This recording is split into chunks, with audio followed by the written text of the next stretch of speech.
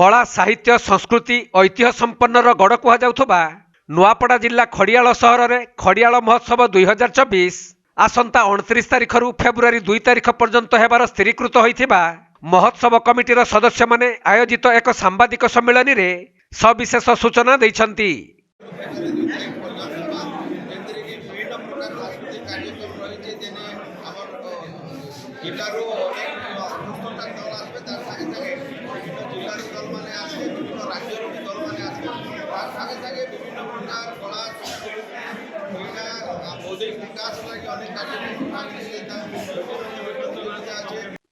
तेबे 5 दिन धरी हेबाकु थिबा एही महोत्सव रे राज्य तथा राज्य बाहरु बछा बछा सांस्कृतिक दल माने योगदान करिवे। एथि सहित चलित वर्ष महोत्सव रे महिसूर पैलेसर मंच शोभा पाइबो। तेणु खड़ियाल महोत्सव कमिटीर सभापति शांति श्रृंखलार सहित खड़ियाल महोत्सव को उपभोग करने पई समस्त को निवेदन करिसंती। आम खड़ियाल महोत्सव ए वर्ष जनवरी 29 तारिख रु फेब्रुआरी 2 तारिख पर्यंत 5 दिन धरी खड़ियाल महोत्सव अनुष्ठित हेबो। जो विभिन्न प्रकार कार्यक्रम रखाई जमीती आम प्रथम दिन 3टा बेले मशाल यात्रा आरंभ हो आमर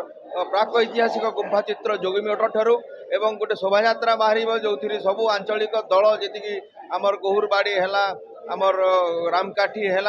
आदिवासी नृत्य है घुमुरा है ये प्रकार आम लोकवाद्य लोक नृत्य सहित पारंपरिक हिसाब से आम प्रथम दिन जो शोभा यात्रा एवं मंच उद्घाटन हेब। उद्घाटनी उत्सव रे आमर 2 जन सांसद बसंत पंडा एवं सुजीत कुमार आसंगे आमर माननीय मंत्री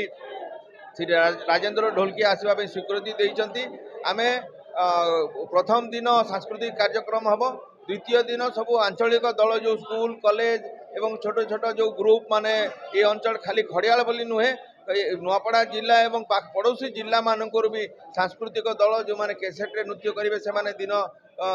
4टा रु 7टा पर्यंत तांकर नृत्य परिवेषण हेब एवं राति रे जिला बाहरु राज्य बाहरु अनेक सांस्कृतिक दल कार्यक्रम रही एवं आमे एथर महिला मानक पई स्वतंत्र कार्यक्रम रखिछु जेमिति पारंपरिक वेशभूषा प्रदर्शनी पारंपरिक खाद्यर प्रदर्शनी एवं सेमानकर म्यूजिकल चेयर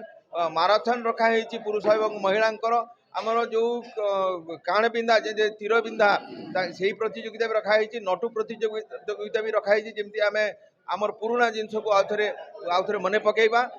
तृतीय दिन 31 तारिख दिन मंटू छुरियांकर ऑर्केस्ट्रा कार्यक्रम रही से ऑर्केस्ट्रा गाइबे आम मंच आसिक एवं 2 तारिख दिन प्रसिद्ध बॉलीवुड गायक एवं गायिका सुरेश वाडेकर एवं कविता कृष्णमूर्ति आसिक मंच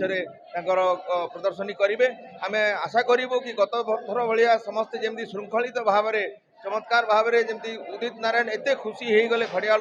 जनसाधारण को देखिकी यही वर्ष भी आम से भाया श्रृंखलित भाव में समस्ते देखा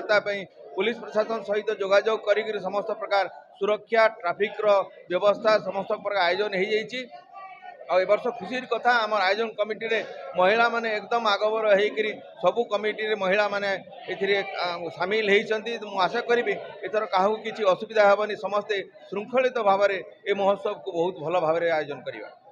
नुआपड़ा जिल्लारु चंद्रशेखर बेहरांक रिपोर्ट के लाइव।